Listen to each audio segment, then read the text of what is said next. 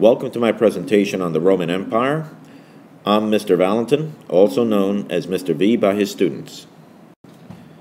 Whenever I start a new unit or topic in my classes, I always like to show the students on their maps where our area of focus is.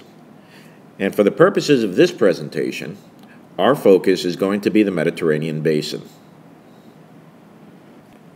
On this slide, we see four letters, SPQR, Senatus Populusque Romanus, the Senate and the people of Rome.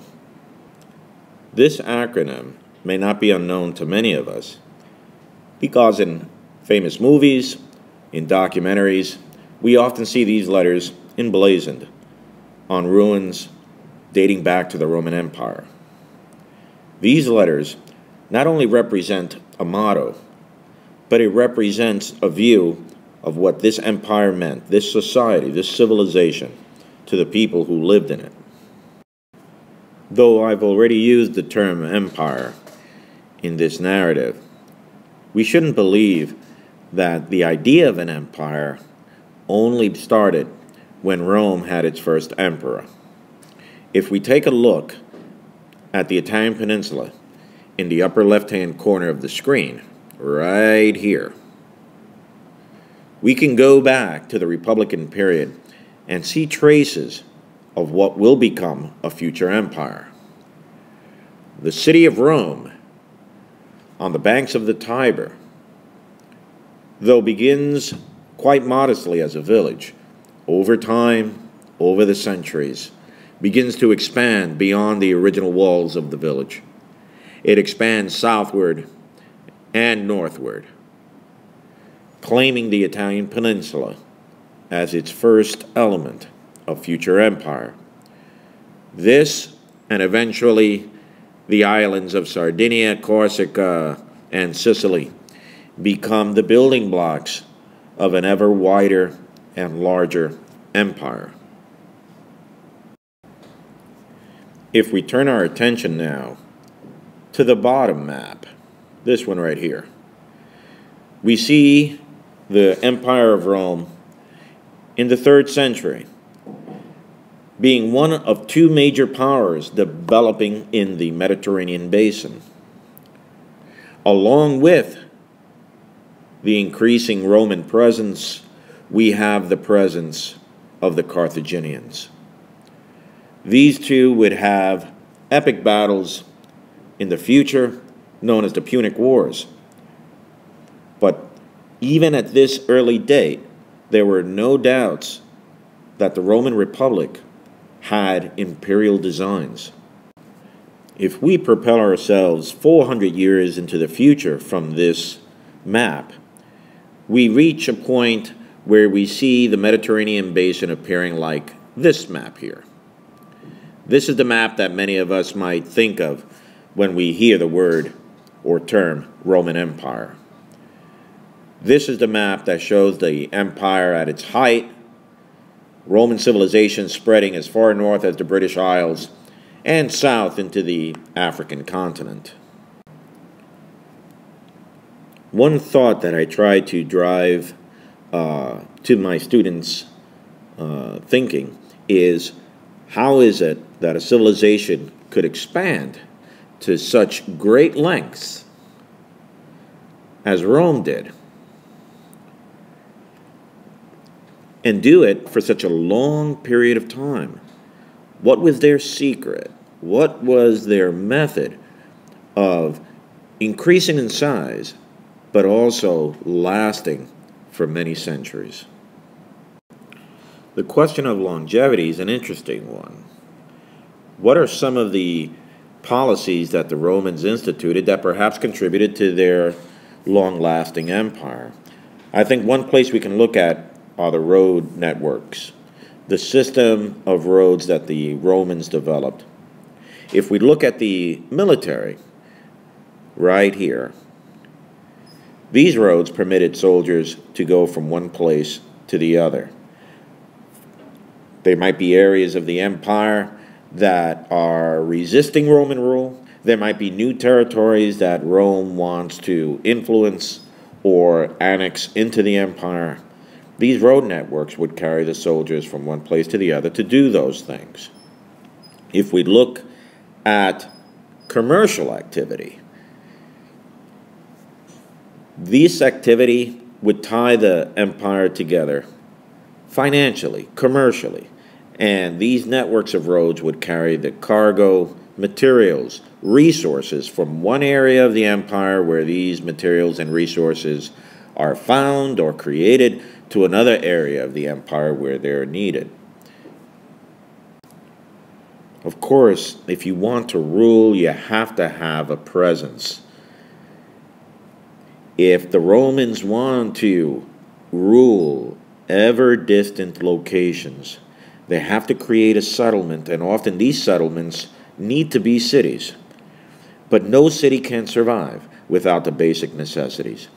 And one of those most important necessities is water. And the Roman engineer would often spend a great deal of effort, a great deal of time, developing aqueducts to bring water to the cities that will eventually allow the Roman state to rule this empire. Once settled, the Romans can then begin developing the civilization that we're a bit more familiar with when we see their ruins in many of the cities throughout Europe. These ruins are quite iconic. Here we have a triumphal arch, and this is what Rome can do once it's established itself. Remember, it's these roads that brought the army there initially, that then tapped into the commercial attributes of this new area that will benefit the empire, that eventually brought the engineers there to bring water to this city, and eventually, once established, build these great works that we now have the privilege of enjoying. But all of these things together should not overshadow that along with them come ideas. And there were many ideas that went from one end of the empire to the other. But one of the most important ones that have survived to the present day were the beginning elements of Christianity. So let's always remember the importance of roads, how the Romans took care in building them, and building them to last. As they lasted, so too did the empire. Rome's secret to longevity is partially these road networks and its efficient administration. But there are important individuals, 6 of which you see on the screen, who contribute in their own way to the longevity and prosperity of the empire. The first person I'd like to start with is the individual right here, whose name is Octavian, but later on receives the title of Augustus Caesar, the first emperor of the Roman Empire. Augustus sets the standard for future rulers. He ruled as emperor from 27 BCE to 14 CE, 41 years of stability, and he's setting the stage for a period that's going to last approximately 200 years. 200 years of peace, the Roman peace, the Pax Romana. Moving in a clockwise direction, we're going to move to this individual. This is the Emperor Nerva, who rules from 96 to 98 CE. Now, between 14 CE and 96 CE, there are a series of emperors, but their rule was somewhat tumultuous. There were some periods of expansion and commercial prosperity, but one particular issue baffled those rulers, and that is, how do you transition from one ruler to the next while avoiding violence? That was something that the early rulers after Augustus Caesar couldn't figure out. But these 5 rulers we're now going to be discussing come up with a novel plan. Next, we turn to Trajan. He rules as the Roman emperor from 98 to 117 CE. He is followed by Hadrian, emperor from 117 to 138 CE.